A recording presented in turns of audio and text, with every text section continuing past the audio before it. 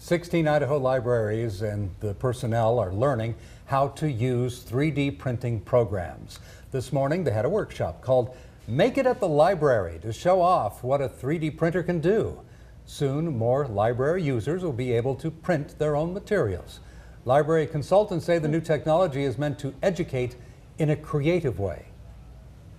And it'll just go ahead and allow library users to see what they're all about and improve their skills in science, technology, engineering, and mathematics. There are already several 3D printers available in the Treasure Valley, and they're spreading across the state. The program costs about $80,000 federal a year.